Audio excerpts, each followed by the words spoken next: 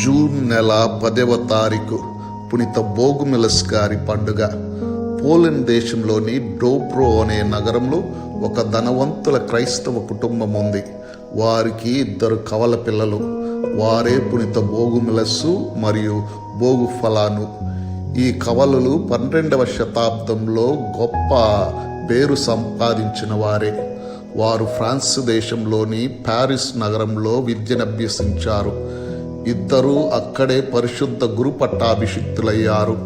Father బోగుమిలస్ గారు డోబ్రో నగరం తిరిగి వచ్చి వేద వ్యాప్తి చేపట్టారు. అక్కడ పవిత్ర తిత్వైక దేవాలయాన్ని పెద్దది కట్టించారు. క్రైస్తవ విశ్వాసుల ఆధ్యాత్మిక అవసరాలు తీర్చడానికి ఈ దేవాలయం ఆదర్శ కేంద్రమైంది. వీరి బాబాయి జాన్ గారు గ్నీజో పీఠంకు ఆర్చ్ బిషప్గా సేవలందిస్తున్నారు. ఈ పట్టణమే మొదట్లో పోలండ్ రాజధానిగా ఉంది. పోలండ్ జాతీయ నాగరిక సాంప్రదాయ ఊయలగా పేరుకెక్కింది.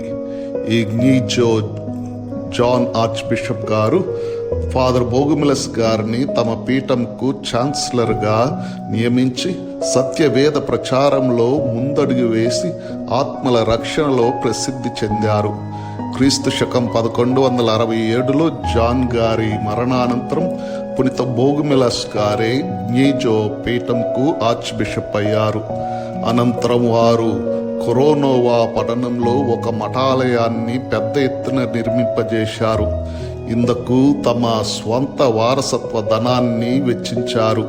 తమ కుటుంబ ఆస్తిని శ్రీసభ ఆర్థిక ఇబ్బందులను ఎదుర్కోవటానికి ఖర్చు చేసిన నిస్వార్థ విశాల హృదయులు వీరు.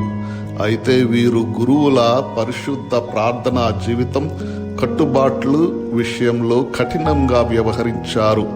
మరికొన్ని కఠినతర నిబంధనల పట్ల కొందరు మఠవాసులు తమ అసంతృప్తిని వ్యక్తపరిచారు.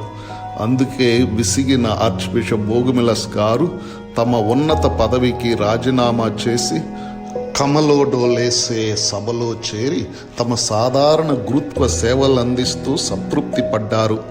క్రీస్తు విశ్వాస వ్యాప్తిలో అహర్నిశలు సేవలందించిన పునీత బోగుమిలస్ గారు క్రీస్తు శకం 1182లో యూనియాడో పట్టణంలో మఠ నిలయంలో పరమపదించారు.